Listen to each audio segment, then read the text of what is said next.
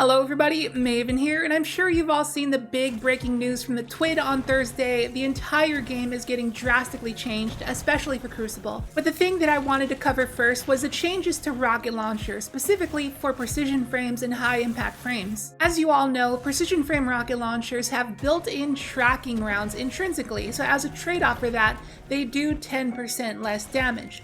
But they're reducing that to minus 5% damage after the buff. Pair that with the fact that high impact frames and precision frames are going to be able to hold 2 more base reserves, I think we might have ourselves a meta shift. Especially since the Bait and Switch perk is getting a 5% damage nerf, so the Apex Predator is also taking a small hit. And high impact frames got more of a damage shift to their blast radius rather than their impact, making them better for ad clear. So with all these changes in mind, we got some testing to do. Do we have a new meta on our hands? Well, let's get to it. And remember, if you enjoy the video, your interaction goes a long way, so if you got a second, drop a like and a comment. It really means a lot. Hope you enjoy. So first things first, I know some people might say, Maven, these buffs aren't happening until March 5th. I know, I'm aware, but with the help of a handy dandy tool called a calculator, we can figure out how these updates will be right now. So our precision frame of choice is going to be the Palmyra-B with auto-loading and explosive light. If you are a newer player, you wouldn't believe it, but Palmyra-Izzy was the meta right after the linear nerf, right around when Naruto Nightmares came out. So this thing could be on the uprise yet again. But I do want to give an honorable mention to the Royal Entry with Field Prep and Clown Cartridge for being a better rocket for burst, and it does have 1 more ammo overall because of Field Prep, but Palmyra just has better DPS because of auto-loading. And obviously, we're going to compare the Palmyra against the Apex Predator with Reconstruction and Bait and Switch. You all know it, the king of rocket launchers. So here we are at Ferizia with as much reserve mods as we can. No surges, only well, and we are using the galley because Bait and Switch affects it, whereas explosive light does not. So we're being as fair as we can for this comparison. And let's start with the Apex.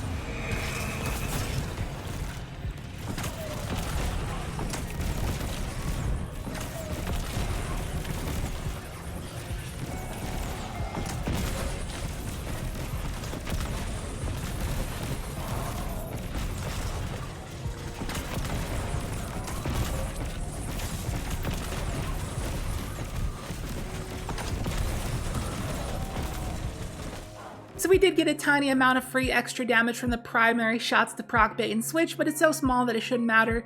So we set the bar here at 1.45 million, and now let's move on to the Palmyra.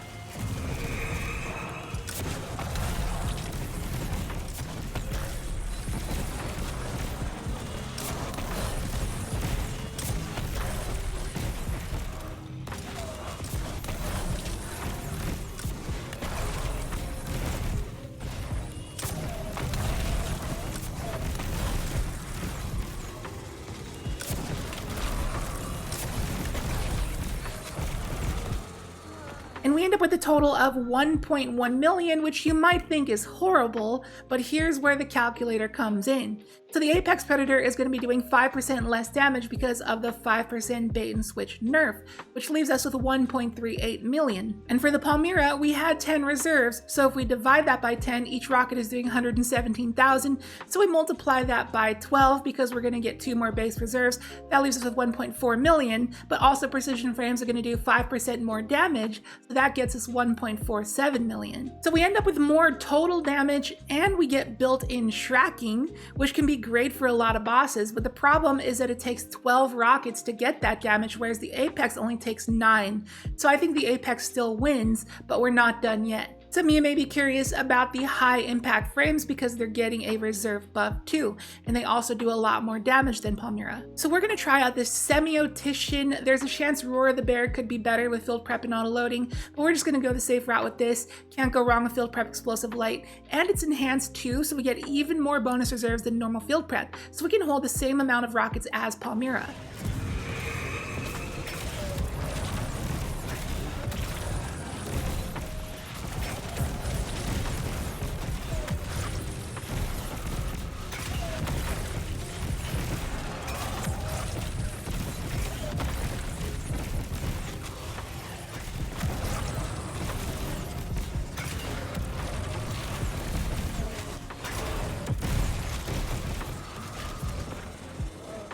And we end up with 1.35 million, but after we go through the same motions we did when calculating the Palmyra, we get 1.62 million, beating out the Apex by 235,000 damage. But again, it does take 12 rockets to do that, plus we don't have auto-loading, and that's what makes me think Roar the Bear could be better, but unfortunately, I do not have the field prep auto-loading roll. Well, I did have it, but I deleted it because it didn't have impact casing. So for certain raid bosses with longer damage phases where total damage output matters, I honestly feel that Roar the Bear could potentially beat out the Apex. And even chunkier dungeon bosses as well, like the Warlord's Ruin boss or Ghost of the Deep, and you typically use linears with Div against the Ghost of the Deep boss because she's impossible to hit with the Apex, but now it's not a bad idea to use a precision frame rocket like Palmyra because the tracking is huge for skinny, mobile bosses like that. So now instead of the Apex being the end-all be-all rocket of choice, I now think we have a variety of options that would be better in different situations. You use the Apex when fast DPS matters, you use a high impact frame when total damage or sustained damage matters, and you use a precision frame for bosses that are typically tough to hit with the normal rocket, and you're not throwing no matter what rocket you choose to bring. So I'm very glad Bungie is making these changes. It just adds more balance to the sandbox. We can actually use a variety of weapons instead of being stuck with one forever.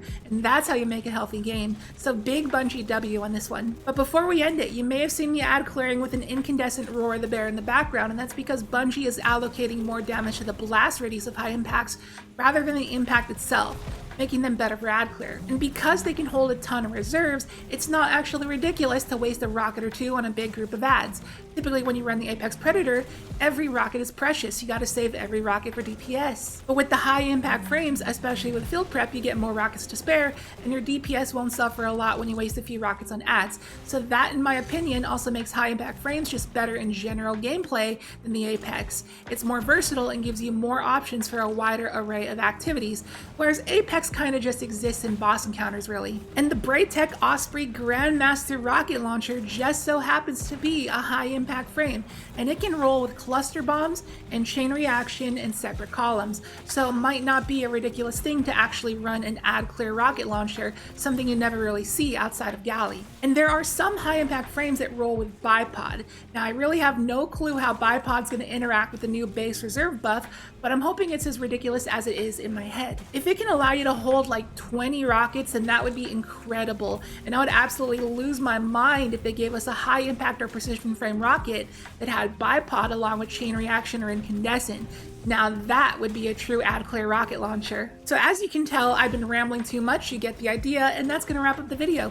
Spread the word, share it with a friend, I'd greatly appreciate it. And I hope you enjoyed the video. If you did, be sure to drop a like and a comment, and your interaction goes a long way and really helps out the algorithm. And if you are new here, please consider subscribing. Would love to have you here. And with that, I'll catch you in the next video. See you later.